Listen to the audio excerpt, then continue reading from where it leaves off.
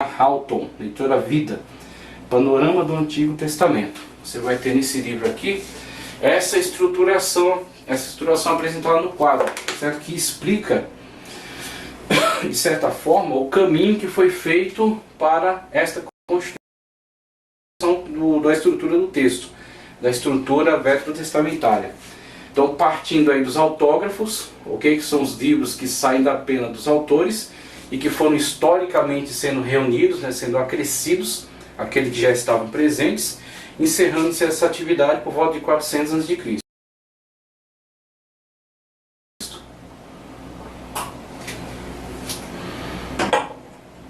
Então temos os autógrafos, só que você tem os autógrafos pós-exílicos e os anti-exílicos, os anteriores ao exílio babilônico. Então você tem aqui os autógrafos, você tem a comunidade de judeus, a tribo de Judá e Benjamim, que em 586 será levada para o cativeiro babilônico, Desde 605 começaram ali algumas investidas de Babilônia contra eles, até que em 586 definitivamente são levados para o cativeiro. E aí você tem terços que são levados para a Babilônia, então terços que estão sendo escritos, que foram preservados, e que até aqueles que produziram textos antes da situação do cativeiro.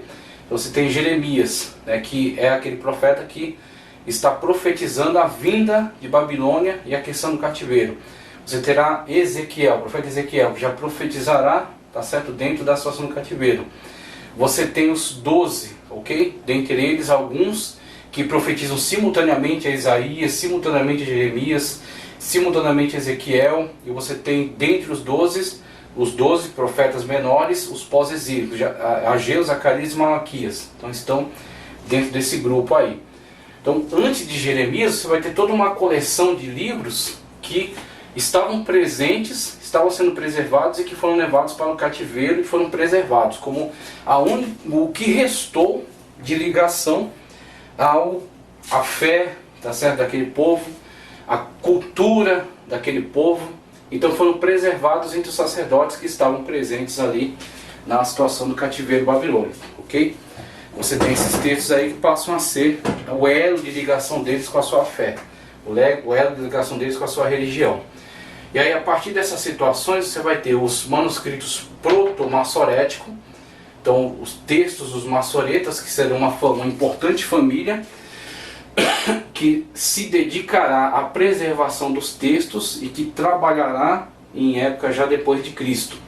Então você tem, por exemplo, os importantes textos que chegavam até nós ao longo da história, eram de pelo menos o ano 1000 da era cristã, fruto dos textos dos massoretas, que eram exatamente aqueles textos onde havia a adição dos sinais diacríticos, porque a escrita hebraica é consonantal.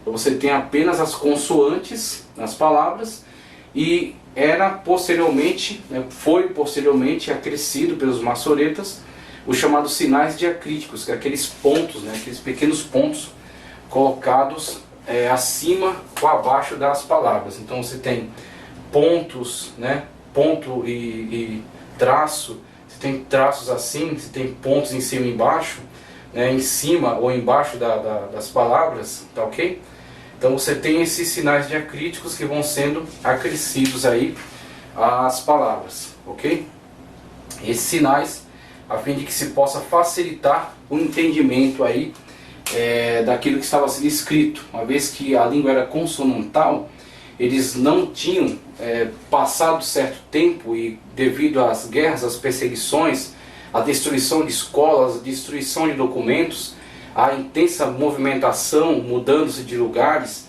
então você tem cada vez mais dificuldades para a compreensão de uma escrita que é completamente consonantal, que para a compreensão correta dela você demanda um estudioso, alguém que possa te orientar sobre qual é a correta leitura daquelas consoantes.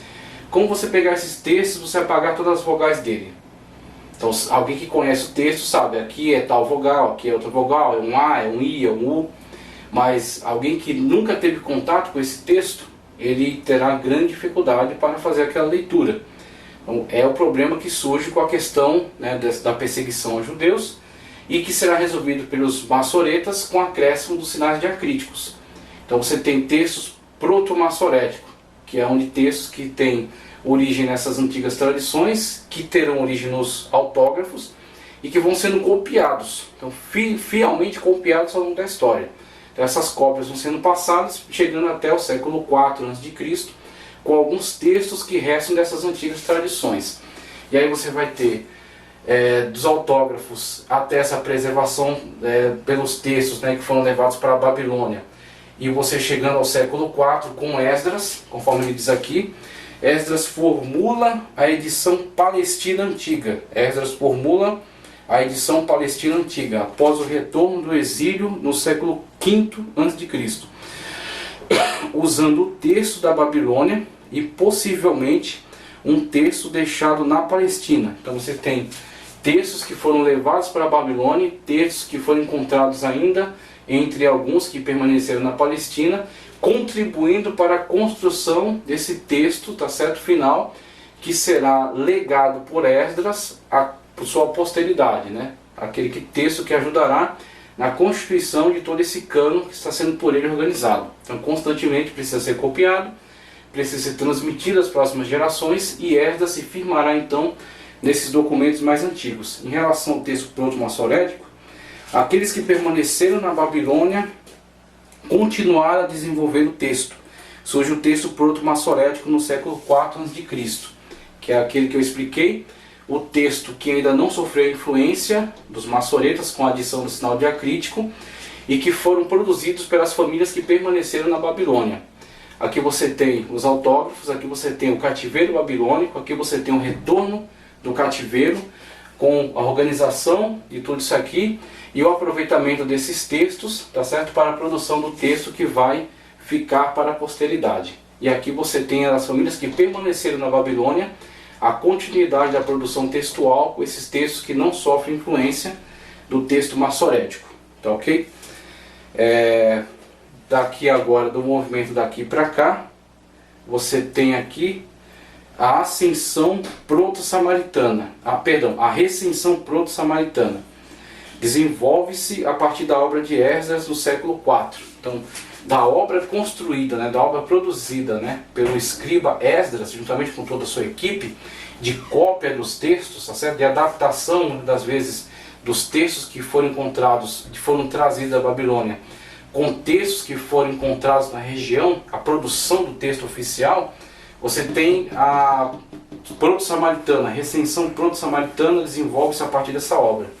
Então você tem as primeiras cópias que serão, depois influenciarão de modo sério o texto samaritano, que na verdade se tornou um importante texto para verificação. Então com o texto samaritano e como ele recorre ao idioma hebraico antigo, à escrita hebraica antiga, ele se torna um importante texto para verificação. Quando você pega o texto maçorético do ano 1000 da era cristã e você consegue fazer uma comparação com o texto samaritano, que vai ter esse texto proto-samaritano, influência direta do texto produzido por Esdras, e depois o texto samaritano definitivo, que vai aproveitar, tá certo, de todas as influências, inclusive da Septuaginta. Vai sofrer influência também da Septuaginta na sua produção. Então o texto samaritano é importante para você fazer uma ponte direta com o texto com que Esdras teve contato, ok? Com o texto direto que foi observado, foi construído por Esdras. Aqui nessa parte da tradição, nessa parte aqui dessa construção histórica, temos o seguinte: aqueles que foram ao Egito desenvolveram o texto palestino antigo. Aqueles que foram ao Egito desenvolveram o texto palestino antigo. E talvez a partir do texto levado na época de Jeremias, a proto-septuaginta hebraica foi formada até o século IV a.C. Qual é a situação? Aqui, ó. Autógrafos, cativeiro babilônico, aqueles que permaneceram na Babilônia. Retorno da Babilônia, aproveitamento de alguns textos de lá, aproveitamento de alguns textos que já estavam presentes, a construção de Esdras, tá certo? De todo este cânon aí, organizando e dando essa tríplice divisão. os samaritanos começam, né, a produzir textos que estão em contato diretamente com a produção de Esdras. Depois, o texto posterior, que é o que pode ser observado mais facilmente na atualidade, que sofrerá influência um tanto desse texto que foi produzido na própria Babilônia, o texto de Esdras e o texto da Septuaginta. Esse texto proto-Septuaginta aqui, qual é a situação dele? Quando você vê os relatos, principalmente da época do cativeiro com Jeremias, você vê que Jeremias não foi para o exílio babilônico, ele permaneceu na terra, tá ok? Ezequiel, o profeta Ezequiel que esteve no cativeiro, só que Jeremias, tendo ficado na terra, ele passou por algumas situações, como por exemplo o fato de ter sido levado à força para o Egito. Então ele foi arrastado à força para o Egito, se eu não me engano, o camarada que fez lá uma revolta contra Jeremias, não me recordo agora o nome dele, não me recordo, mas tudo bem. O governante que ficou na época encarregado pela situação, daqueles que ficaram do grande cativeiro, foi Gedalias.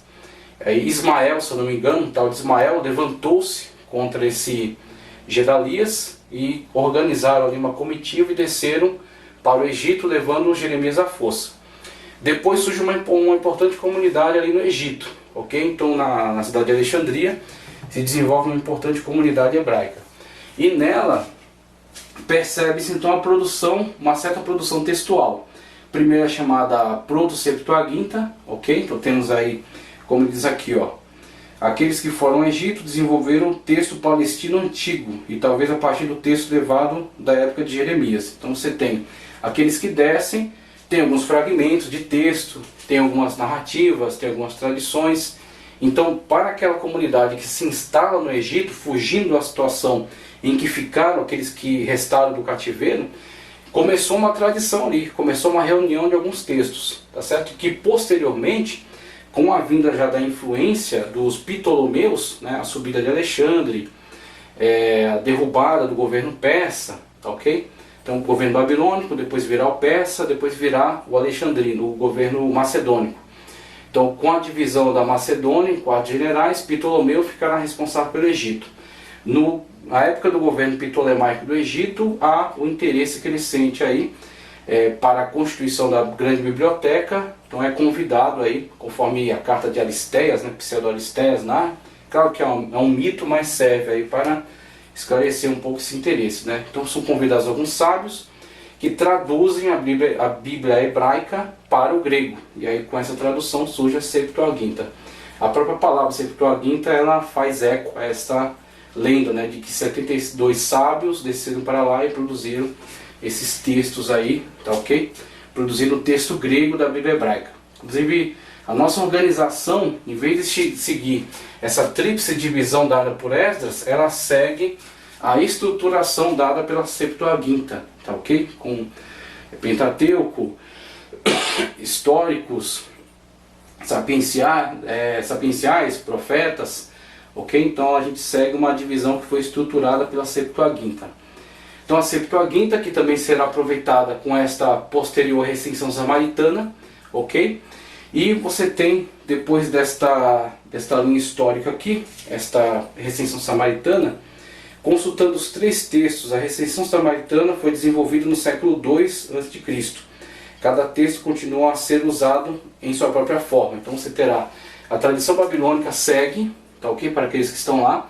Essa tradição com a Septuaginta agora segue para as comunidades que estão no Egito e principalmente para os judeus da diáspora. Então os judeus da diáspora, eles utilizavam-se muito da Septuaginta por estar em terras estrangeiras e o grego ser muito mais falado. Então a Septuaginta consegue ganhar grande fama para esses judeus da diáspora, né, que são espalhados pelo mundo. E as tradições que vêm desde Esdras são muito mais utilizadas aí entre os judeus, tá certo? E os samaritanos usam a sua recensão, que aproveita então essas 3 tradições, ok? Então tem essa situação aqui. Passando aqui, comissão de padronização 100 a.C. Possível início de uma comissão de padronização usando todos os textos em 100 a.C. Então você já tem uma preocupação aí, com o texto oficial. Então o que é o texto oficial? Quais são os deslizes cometidos na tradução grega da Septuaginta? quais são os desvios cometidos na recenção samaritana, que não serão aproveitados. Em relação aos apócrifos, o que fazer com eles. Então você já tem uma preocupação no ano 100 a.C. com uma padronização para que se fixe os textos que são canônicos, que são sagrados. E aqui na verdade é depois de Cristo, tá? Que é DC. Aí 100, ele indica como 100, ele indica como 90. Lembrando que essas questões de data elas são muito imprecisas, né? Tem como bater o martelo e firmar uma data certa, mas pode ser começando em 90 as discussões e 100 encerrando aí, não com a reorganização, como afirma novamente, mas sim com a ratificação. Então foi ratificado que esse é o texto padrão, esses são os livros canônicos, tá ok? E a tradição é vinda de Esdras como o texto oficial. E aí temos, depois disso, você vai ter o concílio chamado Concílio de Jamnia, ok? Depois de 70, lembrando-se que em 70 depois de Cristo você tem a invasão por Tito, né? Tito invade, destrói Jerusalém. Em 135 você vai ter a grande destruição na época de Bar Kokhba, quando os judeus de fato são proibidos de permanecer em Israel. E Jerusalém é mudado seu nome para Aélia Capitolina, ok? Então os judeus sofrem aí o grande movimento de diáspora, que já de certa forma já existia, mas que agora torna-se muito maior, sendo os judeus proibidos de permanecer ali no território de Israel. Então você tem com isso os maçoretas que vão se encarregar. Algumas famílias vão se instalar em Tiberíades, outras na Babilônia. Então vão ficar encarregados aí da organização, da adaptação desses textos que eram apenas consonantais, acrescentando sinais diacríticos para que pudessem ser lidos, ser compreendidos mais facilmente por quaisquer pessoas, mesmo que ela não tenha um conhecimento tão erudito, tão profundo da língua hebraica antiga, tá ok? Então você tem os maçoretas, inclusive o texto que era a referência para nós, dos textos mais antigos, é um texto de 1000 anos depois de Cristo, que era oriundo dos maçoretas. Depois foi descoberto Qumran, aí você tem textos de pelo menos 120 a.C., com a descoberta de Qumran. Aí você faz a comparação entre eles e você percebe que a cópia foi feita de forma perfeita, sem acréscimos, sem interferências, sem modificações. Você lê o manuscrito de Isaías de Qumran e você lê o manuscrito de Isaías da tradição dos maçoretas, você percebe que eles são idênticos, tá ok? Então temos aí um pouco de toda essa linha histórica, tá certo, pela qual o texto passou. Uma outra informação que eu quero trazer nesse quadro é em relação a algumas traduções. Eu vou passar aqui, daqui desse texto, deixa eu ver se eu quero trazer alguma leitura já nesse texto aqui, veja só. Texto e versões do Antigo Testamento, vou trazer esse acréscimo aqui. Ela vai ficar um tanto grande, mas acredito que é proveitoso aí para nosso entendimento. Texto e versões do Antigo Testamento, aí temos a página 425, que diz: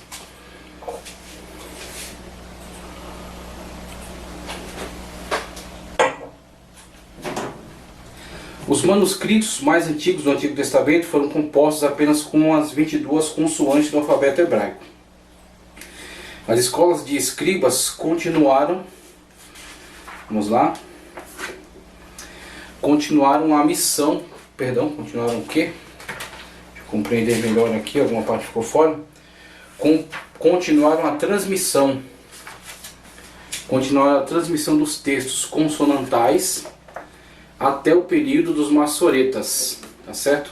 Então continua essa prática da transmissão dos textos consonantais, apenas consonantes, sem vogais, até entre 500 e 900 depois de Cristo. Veja que é uma coisa um tanto imprecisa, né? 500 ou 900 depois de Cristo.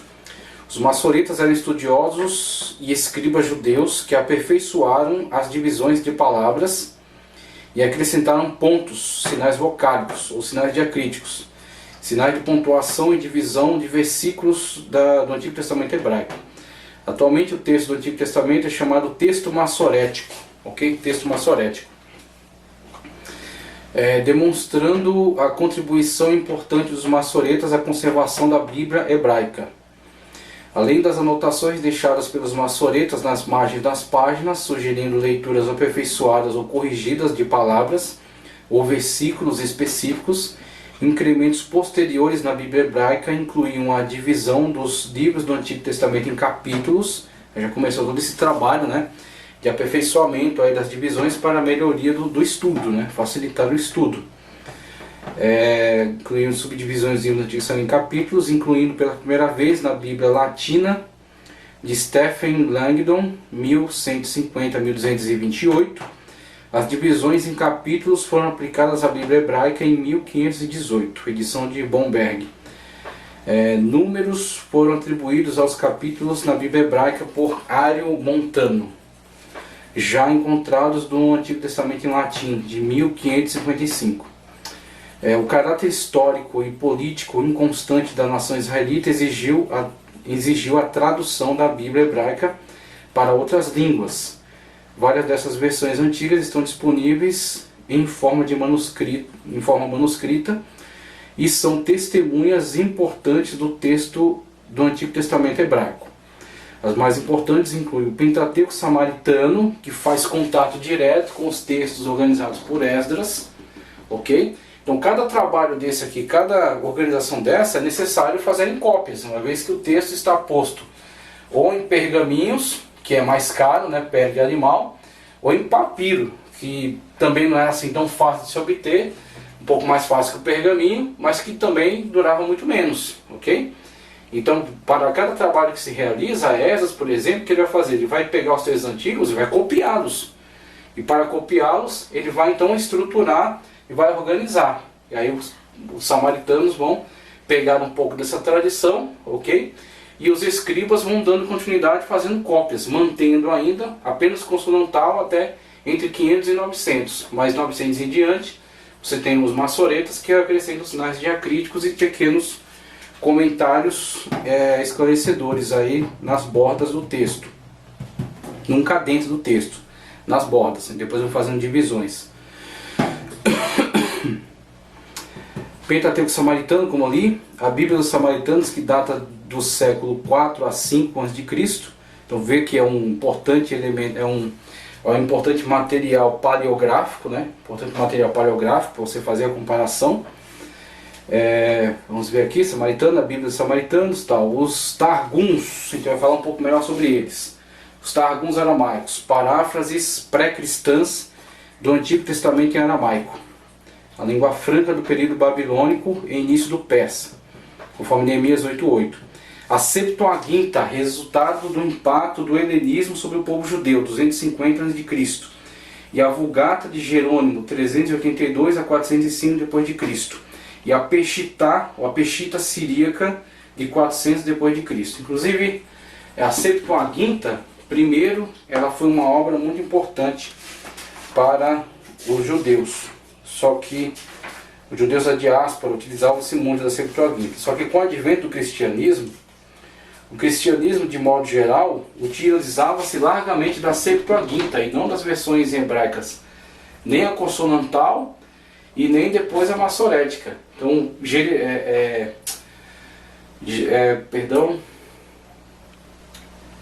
da Vulgata, o tradutor da Vulgata, Jerônimo, né, devido ao seu grande empenho ao fazer a tradução para a Vulgata, ele recorre à leitura da Septuaginta e recorre também aos antigos textos da Bíblia hebraica. Inclusive estuda hebraico para poder compreender e fazer a tradução para o latim. Mas geralmente os cristãos utilizavam-se somente da Septuaginta, ok? É onde a Septuaginta vai começando a ser desprezada pelos judeus. Os judeus vão excluindo a Septuaginta por ser largamente utilizada pelos cristãos e vão utilizando-se então do texto maçorético de uma forma muito mais ampla, tá, ok? Ele passa uma lista aqui dos livros apócrifos do Antigo Testamento. Ele tem caráter didático, religioso, romance, histórico, profético e lendário. Você tem Sabedoria de Salomão, por volta de 30 a.C., Eclesiástico ou Siraque, 132, Tobite, deve ser Tobias, 200 a.C., Judite, 150 a.C., 1 Esdras, 150 a 100, 1 Macabeus, 110, 2 Macabeus, 110 a 70 a.C., Baruque, 150, entre 150 e 50 a.C., Carta de Jeremias, entre 300 e 100 a.C., 2 Esdras, de 100 a.C., depois de Cristo, perdão, segundo Esdras é 100 depois de Cristo. Acréscimos a Esther, 140 a 130 antes de Cristo. Cântico de Azarias, aí vai, Susana, Bel e o Dragão, Canto de Manassés, por aí vai, ok? E os livros, versões católicas aqui, deuterocanônicos, né? Livro de Sabedoria, Eclesiástico, Tobias, Judite, Terceiro Esdras, Primeiro e Segundo Macabeus, Baruque, Quarto Esdras aqui também, Esther, Daniel, que são acréscimos, né? Algumas acréscimos, e Oração de Manassés. Então você tem alguns livros aí, apócrifos e deuterocanônicos, que são inclusos, que não foram incluídos na Bíblia, no cânon hebraico, e também não entraram no cânon protestante, ok? Então, caminhando para o final, trazemos aqui outra contribuição que é em relação às traduções. Primeiro, toda essa linha histórica, né? Esse desenvolvimento textual com acréscimos de textos, findando pela época aí de Esdras e Neemias, tá certo? E os profetas pós-exílicos, 400 a.C. E depois de todo esse desenvolvimento aqui, você tem a necessidade então das traduções, ok? Você tem todo o processo histórico, e você tem processo histórico que chega até o texto massorético, né, que como você vai ver, entre 500 e 900 ainda preservam cópias consonantais, mas que depois, né, por volta de 1000 da era cristã, já é necessariamente textos que incluem os sinais diacríticos, tá certo? Sinais vocálicos, né? Então o hebraico consonantal mais os sinais para indicar quais são as vogais corretas para aquelas palavras, ok? Então você tem o hebraico aí, que foi largamente utilizado. Depois, encontrado Qumran, em 1947, você vai ter um texto de comparação. Textos massoréticos, as diversas traduções no Antigo Testamento e o texto de Qumran, que foi recentemente descoberto. Então o texto pré-massorético, 586 até antes, que vai recuar até os autógrafos, tá certo? Os autógrafos teriam início em 1491 a.C. com o trabalho de Moisés, ok? E alguns textos que chegam para ele por meio de tradição oral, como por exemplo o livro de Jó. O livro de Jó provavelmente era uma tradição oral, tá certo? Do tempo anterior aos patriarcas, o tempo dos patriarcas, na verdade, anterior à lei, ok? E vai chegar até Moisés, e o Espírito Santo de Deus, por meio da inspiração, ou vai inspirar Moisés para registrar aquela tradição oral, então é possível que seja de autoria de Moisés. Dificilmente pode ter chegado por meio de texto, tá certo? Mas fácil acreditar que foi uma tradição oral e que foi recolhida aí por Moisés, ou até por outro autor que também recebeu essa tradição oral e que foi incumbido aí da escrita dessa tradição oral, tá ok? Mas temos aí, somente exemplificando, né, os textos pré-massoréticos que recuam aí até os autógrafos, ok? Você tem aí texto de Esdras, os textos que estavam presentes na Babilônia, que foram lá preservados, os textos que foram construídos aí nas tradições da comunidade judaica do Egito, ok? Então os textos pré-massoréticos. Hebraico pré-exílico, né? Utilizando-se o hebraico pré-exílico de construção apenas consonantal.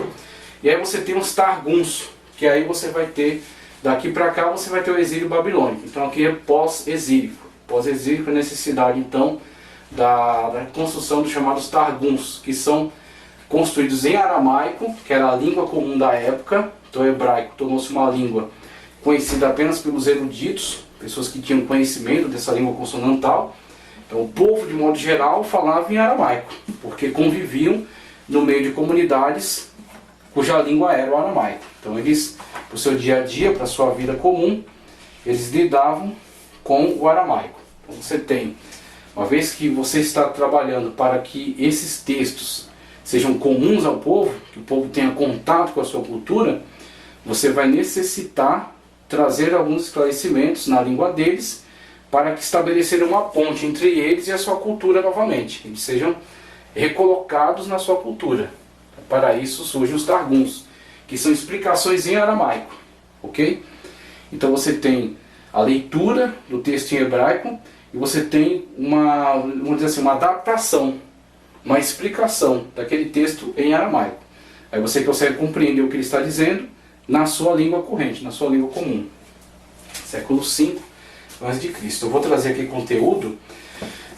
História, Doutrina e Interpretação da Bíblia, de Joseph Angus. História, Doutrina é a interpretação da Bíblia de Joseph Angus. Vamos ver aqui. Vamos lá. Aqui, já encontrei. Textos. O texto nos tempos pré-maçoréticos. Primeiramente diz, em virtude do trabalho dos maçoretas e dos seus predecessores desde o fim do primeiro século em diante, tá certo? Desde o fim do primeiro século em diante, o texto hebraico foi transmitido como que por um canal para isso preparado e livre da possibilidade de corrupção. Deram-nos, inclusive, por que foi livre da possibilidade de corrupção? Como é que isso pode ser afirmado?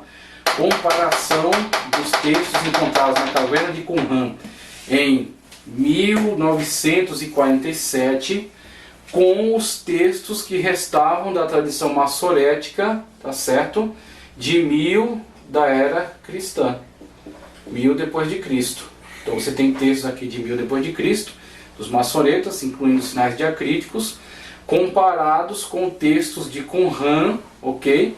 Que utilizavam-se do hebraico, né, certo? Do texto hebraico consonantal. Texto hebraico consonantal, que não incluíam esses sinais. Então você faz uma comparação entre eles e você vê que é fidedigna a cópia. Eles não adulteram o texto. Deram-nos com extraordinária fidelidade o que receberam. Deram-nos com extraordinária fidelidade o que receberam. Porque eles compreendem a sagacidade do texto. Então eles trabalharam com muita seriedade. Então isso é louvável. Veja só o que receberam aqui. Resta saber se o mesmo processo de fiel preservação e reprodução foi seguido nos tempos anti-apostólicos até Esdras e antes deste. Certamente não foi assim, e nós, no que respeita à pureza do texto hebraico, dependemos da perícia e escrúpulo com que foi determinado o texto maçorético e transmitido às gerações seguintes. Boa prova de fidelidade nos dão as versões que indicam mais ou menos precisamente o texto hebraico da época em que foram feitas, ok? Então temos aí, claro, com algumas traduções você tem alguns problemas. Então a estrutura linguística muito diferente da estrutura original daquele texto. Aí você vai ter algumas traduções que não vão conseguir comunicar aquela ideia de uma forma tão perfeita, né? Mas você pode recorrer às comparações. Você compara uma Septuaginta com uma Torá samaritana, você compara com uma Tanakh massorética, tá certo? Você compara com os textos que ficaram daquilo que foi descoberto em Qumran, aí você vai vendo onde houveram falhas, traduções que não foram tão bem feitas, ok? Você vai descobrindo então e você vai eliminando estes equívocos. Targum. Entre as versões deve-se colocar em primeiro lugar os Targuns.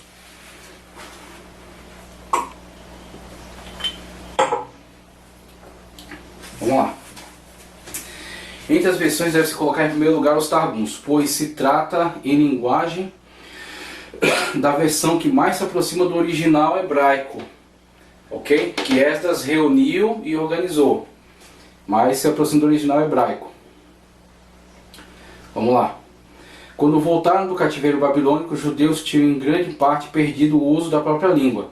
Era, portanto, necessário ler-lhes não só as escrituras no original, leitura do hebraico, como também dar verdadeira significação do texto, ver Neemias 8:8. Inclusive, pessoas ficavam no meio do povo fazendo esse trabalho. Isso era feito oral e parafrasticamente, então parafraseava-se, ok? Não adianta você repetir para a pessoa hebraica que está sendo lido, porque ela não está compreendendo. Então você precisa parafrasear, buscar rapidamente o correspondente aramaico para aquelas ideias que estão presentes no hebraico. Então eis a paráfrase.